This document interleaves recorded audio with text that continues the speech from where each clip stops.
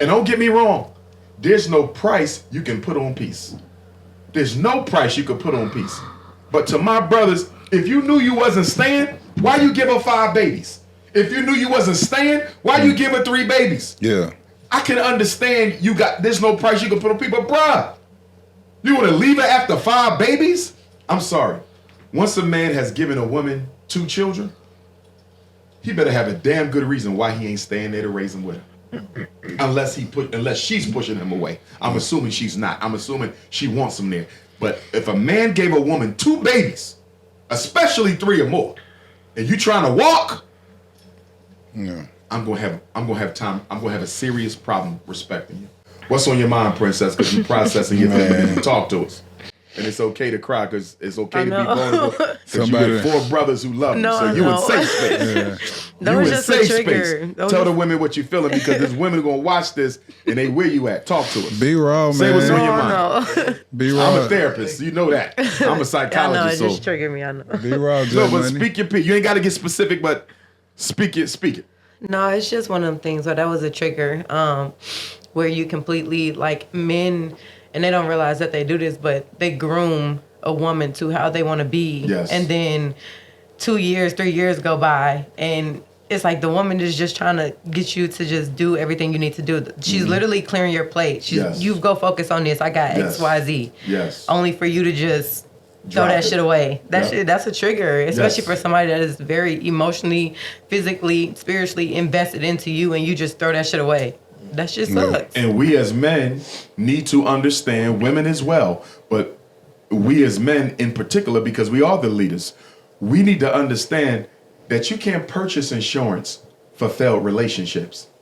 You get insurance on your car. If you get into an accident, they replace it. You get insurance on your house. Storm damage, they replace it. You get insurance on your life.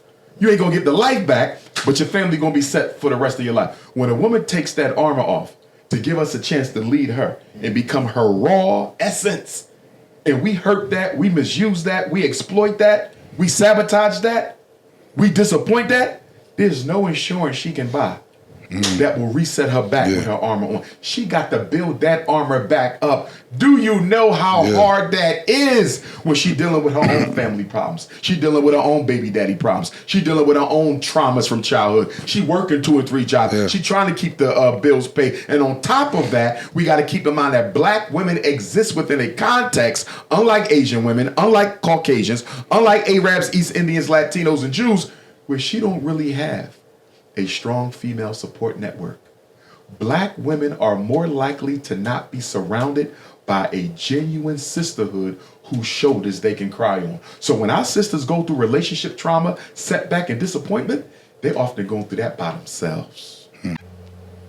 I've enjoyed the perspective and the raw emotion from Jay, and then the perspective of, like, for real, I consider myself really, like, emotionally mature. You feel me? And the perspective to me is new to where we're asking them to take that armor off. And I consider myself a warrior too, right? Yes, sir. Yeah, I'm a protector by sir. nature. Like, and taking that armor off as a man, when you ask them to, and when you realize that at that point, you have to, it's mandatory that you stand in that gap. Yes. You feel me? Yes. And it is no compromise once you chose to stand in that gap. Yes. So I've enjoyed that. I can't wait to take that to the night. It's That's gonna be the other fun. thing too, I ain't gonna lie. That's, brothers, yeah.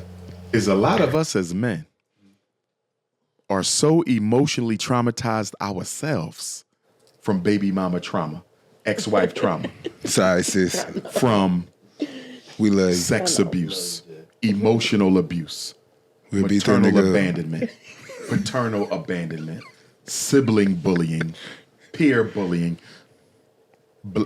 Black men are in a mental health crisis. But guess what? We still trying to date.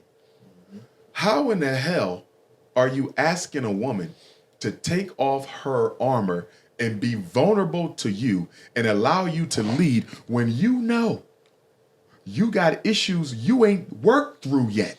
She don't even know about the alcoholic you are, but you want her to take the armor off. And this is where our disingenuousness sets them up to be hurt. Why are you prepping her for the kingdom when you ain't ready to wear the crown? When you going to deal with your alcoholism? Why don't you deal with that first? When you going to deal with your opioid addiction? Why don't you deal with that first? When you going to deal with your sex assault from childhood? Deal with that first. When you going to deal with your maternal abandonment by your mother?